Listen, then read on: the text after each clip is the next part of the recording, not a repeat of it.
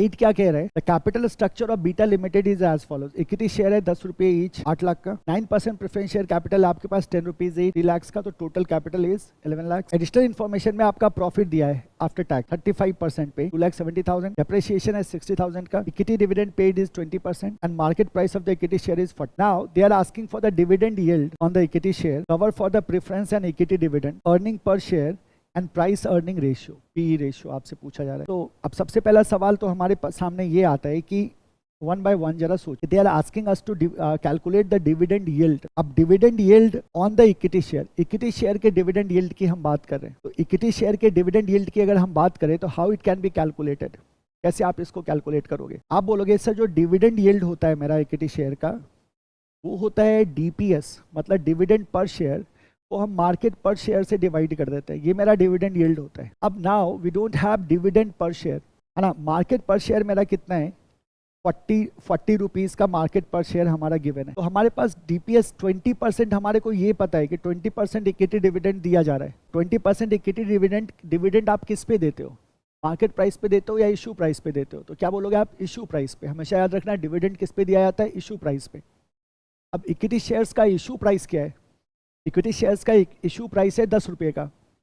इसका मतलब ये जो 20% का इक्विटी डिविडेंड है that will be applicable on 10 rupees. अच्छा 20% मतलब क्या हो गया? 0.2, है ना। 0.2 कितने का? 10 रुपये का जो इशू प्राइस है। इसका मतलब डिविडेंड कितने रुपये का जाएगा पर शेयर? 2 रुपये का डिविडेंड जाएगा पर शेयर। तो हम क्या कर सकते हैं? इक्विटी डिविडेंड पेड 20% और ये इशू प्राइस को यूज़ करेंगे and we will be able to calculate DPS. MPS is already given that is 40।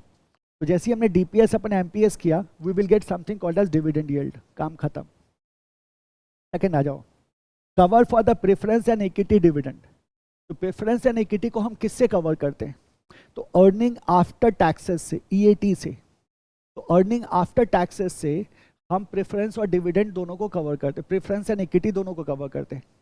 EAT में से हम प्रेफरेंस डिविडेंड को हटाते हैं, फिर जो बचता है वो मेरा ईएईएसएच होता है जिससे हम इक्विटी डिविडेंड देते हैं। अब ये दोनों का कवरेज पूछ रहा है, तो हमें प्रेफरेंस का भी कवरेज बताना है और हमें इक्विटी का भी कवरेज बताना है। तो प्रेफरेंस के कवरेज में ईएटी को उठाएंगे और इक्विटी के कवरेज में ईएईएसएच को उठाएंगे। अब हम कहते हैं सर हमारा प्रॉफिट आफ्टर टैक्स तो गिवन है, प्रॉफिट आफ्टर टैक्स तो गिवन है, लेकिन मेरा ईएईएसएच तो है नहीं। तो क्या करोगे आप? अगर मेरा प्रॉफिट आफ्टर टैक्स गिवन है तो we can calculate preference dividend, और जैसे ही मेरा प्रेफरेंस डिविडेंड है तो इसका मतलब earning after tax minus preference dividend क्या हो जाएगा? मेरा ईएईएसएच हो जाएगा। तो इस तरह से हम इन दोनों को कैलकुलेट कर सकते हैं। तीसरा है अर्निंग पर शेयर। जब मैंने यहाँ ईएईएसएच को कैलकुलेट किया तो मैं सिंपली क्या करूँगा? ईएईएसएच को नंबर ऑफ शेयर से क्या करूँगा? डिवाइड कर देंगे हम। नंबर ऑफ शेयर कैसे निकलेगा? 10 रुपये का इशू प्राइस था, 8 लाख का कैपिटल है, तो इसका मतलब कितने शेयर्स हैं? 80,000 शेयर्स हैं। तो 80,000 शेयर्स को हम ईएईएसएच को 80,000 शेयर से डिवाइड कर देंगे, हमारे को ईपीएस मिल जाएगा। फिर हमारा है पी रेशियो। स्ट्रेट अवे सब कुछ हम कैलकुलेट कर चुके हैं। पी रेशियो क्या होता है मेरा? पी रेशियो होता है MPS by EPS. MPS by EPS, MPS है हमारे पास, ईपीएस है हमारे पास, फटाफट क्या होगा? पी निकल जाएगा। तो this is your question number 8। चलो इसको सॉल्व करते हैं, है ना। चलते हैं solution question number 8। Question number 8 solution, question number 8 solution, ठीक है। तो सबसे पहला हमारे को कह रहा है, वो कह रहा है dividend yield on equity shares. तो हम कहते हैं number 1, determination of dividend yield on equity shares, ठीक है। तो बोलेंगे क्या होता है? डिविडेंड यील्ड का जो फॉर्मूला होता है वो होता है basically DPS upon MPS multiplied to 100. So MPS is given, that is 40. We have to calculate the DPS. है ना? Here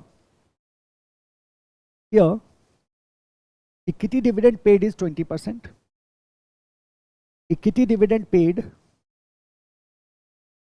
paid is equal to rupees 20. और जो मेरा इशू प्राइस है, issue price is equal to ₹10, तो is 20%। और जो मेरा इशू प्राइस है दैट इज ₹10, 20 नहीं, 20% था, ₹20 नहीं था, 20% था। तो DPS is equal to 0.2 multiplied to 10 is equal to ₹2। ये मेरा DPS आ गया। नाउ अगर DPS आ गया तो हम ले सकते हैं किसको, अब डिविडेंड यील्ड को, 2/40 multiplied to 100 is equal to कितना परसेंट आ गया, ये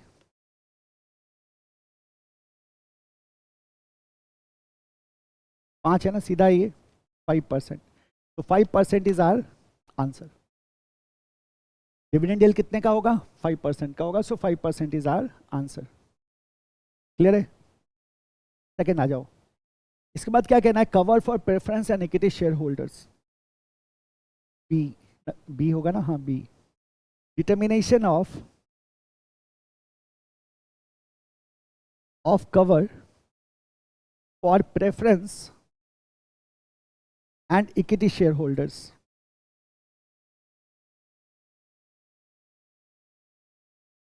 preference and equity share holders, ठीक है, ये कवर देखना है। तो पहले किसका कवर देख लें, हम कहते हैं सर पहले हम कवर देख लेते हैं किसका, प्रेफरेंस का, और फिर हम देख लेंगे इक्विटी का। तो क्या कहते हैं, पहला cover for preference, preference share holders. बताओ प्रेफरेंस शेयर्स में का कवर कहाँ से करते हैं, इनकम स्टेटमेंट को याद करेंगे, क्या था हमारे पास, sale minus variable cost, contribution minus fix cost, तो हमारा ऑपरेटिंग प्रॉफिट आया था, माइनस इंटरेस्ट तो हमारा EBT आया था, माइनस टैक्स तो मेरा EAT आया था। EAT से देते थे प्रेफरेंस डिविडेंड, इसका मतलब हम क्या लेंगे यहाँ कवरेज में, EAT लेंगे। तो न्यूमरेटर पे मेरा क्या हो जाएगा, EAT चला जाएगा, तो अपन क्या बोलेंगे यहाँ इज इक्वल टू EAT। और डिनोमिनेटर पे क्या होगा, तो जो प्रेफरेंस डिविडेंड आप दे रहे हो, है ना, तो प्रेफरेंस डिविडेंड पेएबल,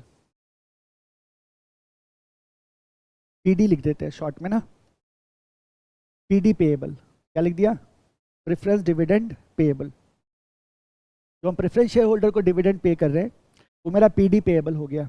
अब देखो मेरा EAT गिवन है क्वेश्चन में, 2,70,000 कह रहे हैं, ये प्रॉफिट आफ्टर टैक्स, तो ये मेरा पैट है, PAT is EAT, so that is 2,70,000। तो ये क्या आ गया मेरा, 2,70,000 डिवाइडेड बाय, अब प्रेफरेंस डिविडेंड कितना जाएगा, देखो 9% के रेट पे है आपका प्रेफरेंस शेयर कैपिटल, और टोटल कैपिटल है आपका 3 लाख का। तो इसका मतलब क्या हुआ कि 3 लाख का 9%, ये मेरा क्या हो जाएगा, टोटल प्रेफरेंस डिविडेंड हो जाएगा जो मुझे डिस्ट्रीब्यूट करना होगा। प्रेफरेंस शेयर किसके साथ आता है, फिक्स रेट के साथ आता है, तो 3 लाख का 9, तो ये हो गया 27,000। तो 27,000 का मेरा प्रेफरेंस डिविडेंड हमें डिस्ट्रीब्यूट करना होगा, राइट। तो अपन क्या कहते हैं यहाँ कि ये आ गया मेरा 27,000, ठीक है, मल्टीप्लाइड, दैट्स इट, ऐसे ही कर दो, तो कितना हो जाएगा 3 3 10, तो ये कितना आ गया मेरा 10, तो क्या बोल देंगे इसको 10 टाइम्स, ठीक है।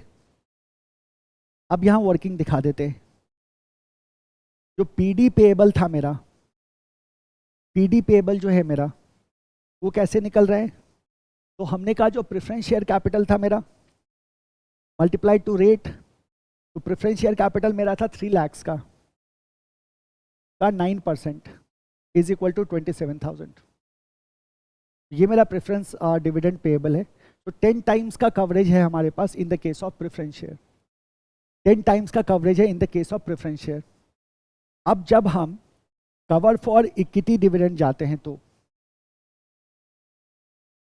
Cover for equity share holders, अब अगर इक्विटी के कवर की बात करें तो इक्विटी का कवर EAT से तो नहीं करेंगे, क्योंकि इस क्वेश्चन में हमारे पास प्रेफरेंस शेयर होल्डर है, यानी कि अब हमें एक स्टेप नीचे जाना होगा, EAESH पे जाना होगा। तो कवर फॉर इक्विटी का फॉर्मूला क्या होगा बताओ, ये हो जाएगा EAESH divided by equity dividend, total equity dividend distributed. तो हमने क्या कहा कि सर जो इक्विटी डिविडेंड पेएबल है, ED पेएबल कर दूं मैं यहाँ, हमने क्या लिख दिया, इक्विटी डिविडेंड पेएबल। तो जो इक्विटी डिविडेंड पेएबल है उसको डिनोमिनेटर पे रखा और जो अवेलेबल फंड है हमारे पास उसको हमने न्यूमरेटर पे रखा। अब EAESH तो हमारे पास डायरेक्ट है नहीं, मेरे पास EAT है, अर्निंग आफ्टर टैक्स है। लेकिन अर्निंग आफ्टर टैक्स से अगर मैं प्रेफरेंस डिविडेंड को माइनस कर दूं तो we will get the EAESH, याद है ना। तो हमने क्या कहा कि सर जो मेरा EAT था उसमें से मैंने करना क्या है कि प्रेफरेंस डिविडेंड को माइनस कर देना है, यही मेरा होगा डिवाइडेड बाय ED पेएबल, जो मेरा टोटल इक्विटी डिविडेंड पेएबल था। तो EAT माइनस प्रेफरेंस डिविडेंड कितना हो जाएगा, EAT था मेरा 2,70,000 का और प्रेफरेंस डिविडेंड हमने कितना बांटा है, PD पेएबल है मेरा 27,000 का, 27,000 का। तो 2,70,000 माइनस 27,000, ये मेरा क्या बन जाएगा, ये मेरा बन जाएगा EAESH। अब सवाल आता है कि डिविडेंड पेएबल कितना है। अब जरा देखो, अभी हमने डिविडेंड पर शेयर कैलकुलेट किया था। जब हमने डिविडेंड पर शेयर कैलकुलेट किया था तो मेरा डिविडेंड पर शेयर कितने रुपए का आया था, 2 रुपये का, यानी कि एक शेयर पे मैं 2 रुपये का डिविडेंड दे रहा हूँ। और अगर हम देखें तो हमारे को total number of share given है, टोटल नंबर ऑफ शेयर जो है मेरा वो 80,000 का है। 10 रुपये का एक शेयर है तो टोटल 8 लाख का कैपिटल बन रहा है। तो इसका मतलब नंबर ऑफ शेयर मेरे पास 80,000 है, 80,000 शेयर है और एक शेयर पे मैं 2 रुपये का डिविडेंड दे रहा हूँ। तो टोटल कितना हो गया, 80,000 मल्टीप्लाइड टू 2, 1,60,000 का इक्विटी डिविडेंड क्या होगा, पेएबल होगा ना। तो हमने क्या कहा कि डिवाइडेड बाय 1,60,000, तो ये कितना हो जाएगा, देखो 2,70,000 माइनस 27,000 इज इक्वल टू इतना हो गया, डिवाइडेड बाय 1,60,000, ये आता है 1.518, तो इज इक्वल टू 1.52 टाइम्स, 518 है तो 52 कर दो, तो 1.52 टाइम्स ये जाएगा ना। अच्छा, हमने क्या कहा वर्किंग में, जो इक्विटी डिविडेंड है हमारा, equity dividend payable is equal to क्या हो जाएगा, dividend per share multiplied to number of shares. तो डिविडेंड पर शेयर मेरा 2 रुपये का है, नंबर ऑफ शेयर मेरा कितना है, तो मैं इसको भी हम दिखा देते हैं, 8 लाख डिवाइडेड बाई 10, 10 रुपये का एक शेयर था, इज इक्वल टू, इसको सॉल्व करके हमें क्या मिला, तो 1,60,000, 1,60,000, ये मेरा इक्विटी डिविडेंड पेएबल था। ठीक है, so we are done with this part. यही तक था ना, काम तो हमारा यही हो गया, आंसर तो हमारा यही है। आ जाओ थर्ड, तीसरे में हमसे कहा जा रहा है अर्निंग पर शेयर निकालो। सिंपल है, सारा कैलकुलेशन तो हो चुका है सर, अब कुछ खास करने को है नहीं हमारे पास। क्या बोलेंगे, determination of EPS, determination of earnings पर शेयर EPS। एक शेयर पे मेरी क्या अर्निंग है, तो EPS होता है कि जो टोटल अर्निंग अवेलेबल है इक्विटी शेयर होल्डर के लिए, उसको हम number of equity shares outstanding से डिवाइड कर देते हैं, number of equity share outstanding से डिवाइड कर देते हैं।